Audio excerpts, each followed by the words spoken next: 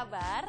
Hari ini saya sedang berada di sebuah tempat yang sangat menyenangkan, di mana coklat diolah menjadi bermacam-macam kue yang lezat, tepatnya daerah Jakarta Selatan. Dan hari ini sambil melihat-lihat apa yang ada di sini dan juga mencicipi coklat yang enak-enak ini, saya akan memberikan informasi yang unik, inspiratif, dan berselera untuk Anda. Mulai dari kawista yang diolah menjadi cola van Java. Lalu ada bisnis rombong yang unik.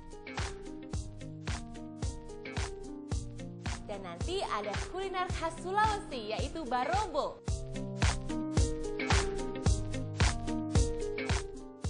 Saya Melanie Putria dan inilah Jelang Siang selengkapnya.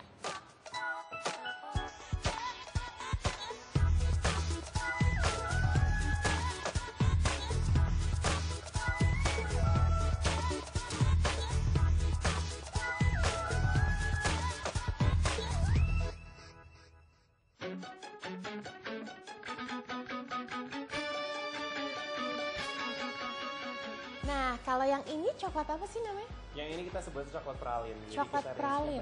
Oke, dibuatnya dari apa bahannya? Basicnya sebut coklat. Coklat kita ada dua source-nya, ada yang dari Belgia, ada yang dari Indonesia. Terus dalamnya sendiri akan ada fillingnya macam-macam. Kayak yang ini strawberry, ada pakai strawberry paste. Wah, enak banget. Ada yang pakai rum raisin juga ada. Oke. Jadi macam-macam fillingnya. Jadi semuanya ini ada isinya ya? Ada isinya semua dan rasanya beda-beda. Rasanya beda-beda dan itu dari bahan-bahan lokal juga ada ya? Bahannya dari lokal, seperti contoh kita ada satu yang pakai ting-ting di sebelah sana. Pakai ting-ting, wah enak banget. Emang bahan-bahan lokal kita banyak dan membanggakan banget pastinya ya. Dan mirsa berikut ini ada juga satu minuman lokal yang rasanya seperti cola van Java namanya. Nah diolahnya dari tanaman yang bernama kawista yang dibudidayakan dengan menyambung batangnya supaya akarnya banyak dan tumbuh subur. Kita lihat sama-sama seperti apa minuman kawista berikut ini.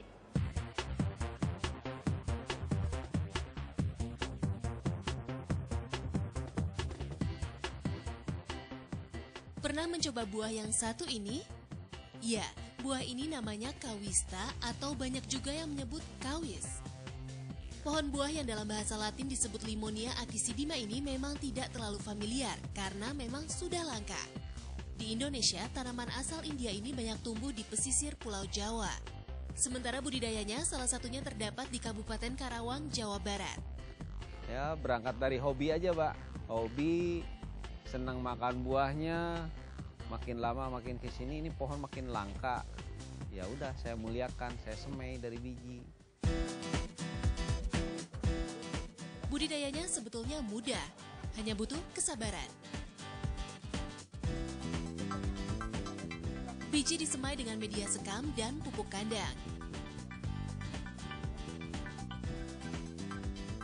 Dalam waktu 2 minggu, bibit biasanya akan mulai tumbuh. Saat tanaman berusia 1 tahun dilanjutkan dengan menyambung batang. Okulasi dilakukan supaya tanaman baru tumbuh lebih cepat dan berbuah lebat. Sebagai inovasi, tanaman kawista dibuat berkaki banyak supaya penyerapan asupan haranya lebih maksimal. Dengan cara seperti ini, pohon akan berbuah mulai usia 5 tahun. Buah yang masih keluarga jeruk ini akan jatuh dengan sendirinya saat sudah matang. Nah, Wawan dan keluarganya tidak hanya membudidaya, tapi juga memanfaatkan buah kawista. Kalau mamanya dipetik langsung itu kemungkinan nggak matangnya tuh besar. Jadi nantinya kalau mamanya dieram itu akan busuk atau akan buruk gitu. Kalau yang jatuh itu udah pasti mateng gitu. Buah matang ditandai dengan warna kulit semu kecoklatan. Untuk mengambil daging buah, begini caranya. Sebenarnya langsung disantap sudah enak. Baunya khas sekali, empuk, rasanya manis asam. Enak gak? Enak. Namun sejak sekitar 2 tahun lalu, keluarga ini mengembangkan olahan buah kawis menjadi minuman unik, cola van Java. Untuk menetralisir aromanya digunakan daun jeruk purut. Gula tebu sebagai pemanis dan pengawet alami, dan untuk memperkaya cita rasa ditambahkan garam. 1 kilogram buah akan menghasilkan 30 botol cola. Terakhir, rebus sampai sudah mendidih dan keluar harum aroma khasnya. Kalau mengolah mah saya kira nggak sulit ya. Yang sulit itu dari bahan baku. Ininya apa sih, pohonnya itu udah jarang, jadi susah untuk mencari bahan baku. Jadi saya juga mengolah berdasarkan musiman aja gitu. Setelah panasnya hilang, minuman tradisional unik ini siap disajikan. Selain dingin, sari buah bercita rasa kola ini juga nikmat diminum hangat. Penasaran seperti apa ya rasanya?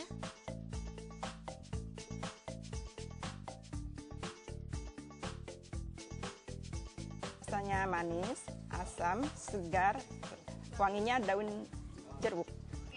Nggak ada ininya, nggak ada. Kalau kolam itu ada serengnya, ini mah enggak, tapi sama gitu.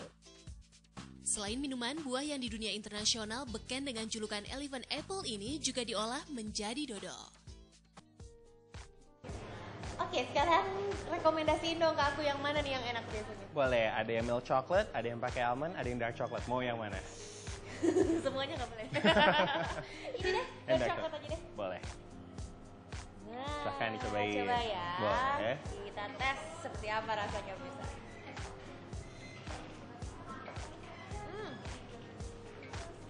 Enak banget. Enak banget ya.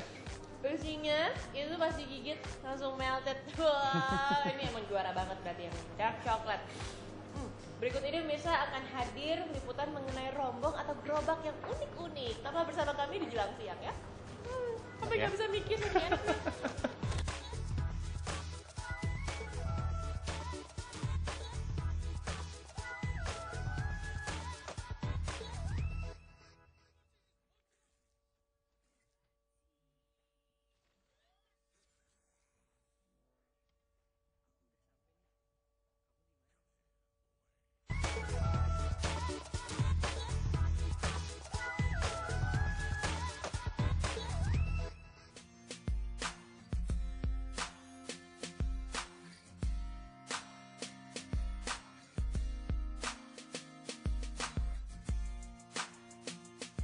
Ini gini ya caranya? Betul. Terus di... Jadi pencet sedikit, agak deketan lagi. Iya loh. Nah, Ini matanya juga. oke, lumayan ya. Ini kita lagi bikin coklat lollipop pemirsa. Nah, cara bikinnya sebenarnya nggak susah sih ya. Gampang. Bahannya apa aja yang diperlukan? Kalau bahannya sebetulnya ada coklatnya aja. Sisanya tinggal cetakannya Oke, sama ada lollipop sticknya. lollipop stick. Udah. Terus proses pembuatannya? Proses pembuatannya biasanya coklatnya kan ada di blok ya. Itu kita potong dulu kecil-kecil, terus kita tim. Jadi dilelehin di atas air yang mendidih. Suhunya? Suhunya kurang lebih sampai 35 sampai 40 derajat Celcius. Oke, nggak boleh lebih dari itu Nggak boleh ya. lebih. Kalau itu nanti coklatnya kebakar.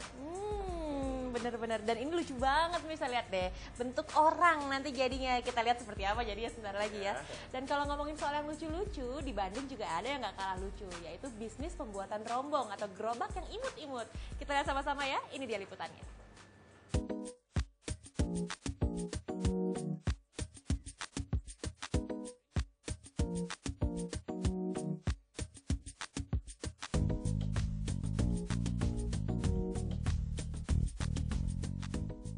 Berkembangnya bisnis franchise atau rekanan sekarang ini membuka peluang juga bagi berkembangnya bisnis rombong. Ya, rombong atau gerobak kecil dengan bentuk yang unik. Bentuk rombong dengan desain yang unik dan warna yang menarik tentu menjadi salah satu daya tarik sendiri bagi calon pembeli. Sadar akan semakin ketatnya persaingan, Syafi'i pun memesan rombong dengan bentuk yang berbeda. Beca. Selain bentuknya yang unik, juga bisa dipakai untuk berjualan keliling. Setelah kita produk berpengalaman dari tahun-tahun yang lalu, kita pemikirkan untuk pemasaran yang kontinu, kecuali mungkin hari bulan puasa. Kalau selain bulan puasa, dengan sistem dorong keliling, itu kan istilahnya jemput bola, bukan menunggu. Pangsa pasar ini dilirik betul oleh Akbar. Pengusaha rombong yang sudah memulai usahanya selama lebih dari 2 tahun ini mengerti betul akan maraknya pengusaha baru dengan modal awal yang minim. Hampir setiap jenis rombong bisa dibuat di bengkelnya yang terletak di ujung Berung, Bandung ini. Mulai dari rombong kayu untuk indoor, serta rombong besi untuk kebutuhan outdoor. Pria kelahiran Kediri ini optimis usahanya akan mampu bertahan. Harga yang ia patok untuk rombong buatannya sekitar 1,6 juta rupiah per meter persegi. Biaya tersebut sudah termasuk display, roda hingga desain logo buatannya. Kelebihan kita kan, kita bukan mass produk Bu ya. Kita kan spesial desain. Jadi setiap satu konsumen itu punya style sendiri. Dari mulai warna, logo, kadang logo juga mereka kan belum punya, kita desainkan semua. Rombong buatan Akbar selalu berusaha memuaskan keinginan pelanggannya. Evi misalnya, walau belum lama terjun ke usaha penjualan kebab, ia merasakan betul keuntungan dengan menggunakan rombong imut buatan Akbar. Tadinya saya punya roda satu, terus kebetulan karena saya baru mulai di bisnis kebab ini, saya cari yang lebih murah gitu kan. Saya tanya-tanya, terus saya coba buka internet, terus saya dapat webnya Rombong Imut. Yang lain juga saya dapat juga, ternyata setelah saya cari informasi, ternyata lebih murah gitu ya, lebih murah. Terus enaknya waktu pertama dari Pak Akbar sendiri mau datang ke tempat saya gitu kan, katanya biar saya datang ke tempat ibu, jadi maunya seperti apa, jadi sebelum jadi nggak langsung, biasanya kan kalau misalnya pesan roda biasanya langsung maunya gimana bentuknya, ya udah gini gitu kan. Kalau Pak Akbar enak kita sharingnya maunya gimana gitu. Awalnya, rombong buatan Akbar hanya diperuntukkan di sebuah mal di kawasan Jatinangor, Bandung. Tapi lama-kelamaan usahanya meluas hingga keluar Jawa Barat. Kalau dari luar kota Bandung rata-rata sih orang pertama via email ya Bu ya. Jadi si konsumen itu, calon konsumen kita membuat satu spesifikasi dari mulai bahan, kemudian ukuran, kemudian warna, kemudian kebutuhan dia, apakah mau di indoor maupun outdoor. Nah dari situ saya akan rangkum menjadi suatu desain. Nah setelah desain jadi saya kirim via email. Dari situ mungkin rata-rata konsumen kita hampir 99% setuju karena bahan-bahan desainnya dari yang bersangkutan sendiri gitu. Dan bagi pembeli dari luar Jawa, tak perlu khawatir akan biaya pengiriman yang membengkak. Rombong imut dibuat sedemikian rupa hingga mudah dibongkar pasang. Untuk luar Jawa memang beda dengan di Bandung ya. Artinya kalau di luar Jawa kita harus menggunakan sistem knockdown Bu. Jadi setiap piece body itu sendiri kita harus bisa lepas. Dari mulai body samping, top table-nya depan, kemudian tiangnya, topnya, kita harus bisa jadi bikin modul, jadi ringkes itunya. Jadi sistem pengiriman barang itu jauh lebih murah. Cuma memang ada satu sisi konsumen memang dia harus diberi panduan gambar untuk bisa merakit, seperti itu sih. Kalaupun konsumen luar Jawa ingin langsung menggunakan rombong tanpa mau repot merakit, biaya pengirimannya bisa dinegosiasikan. Wah, mudah sekali ya.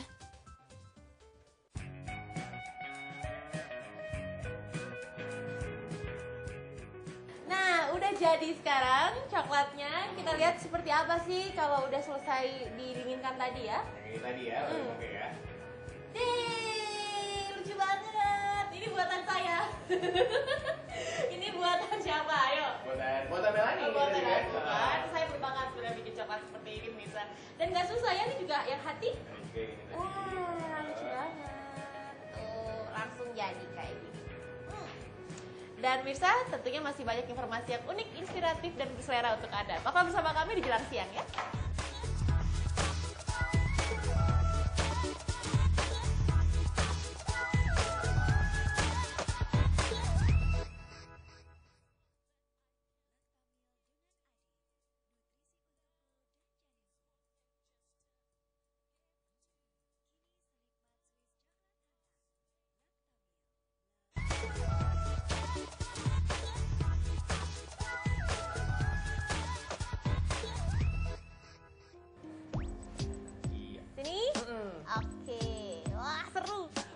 sambil saya belajar mendekorasi cake ini, kita lihat yuk ada satu liputan dari kota Palopo, Sulawesi Selatan. Ini makanan khasnya, yaitu namanya barobo. Terbuat dari jagung, sayuran, ayam, atau udang. Enak banget pasti rasanya ya.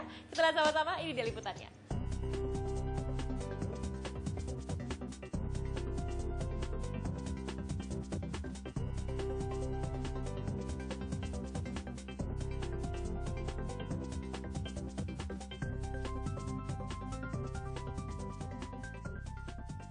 Anda pernah mencicipi barokbo?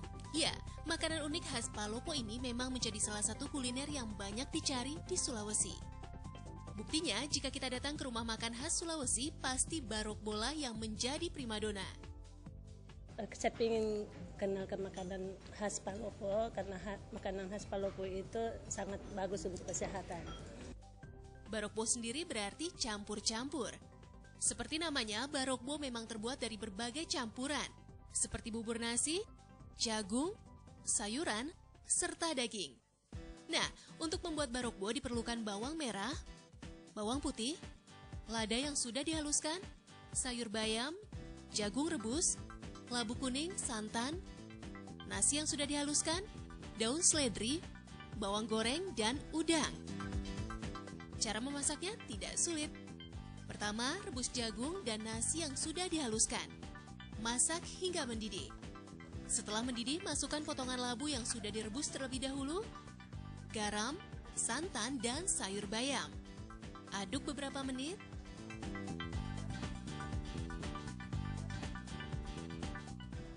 Dan barokbo pun siap disajikan.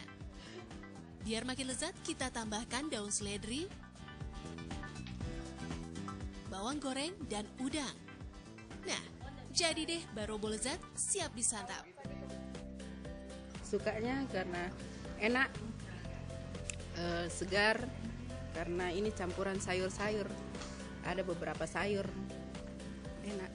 Karena makanan dari dulu tuh sampai sekarang kita nikmati ya, enak juga. Makanan khas orang Bugis gitu.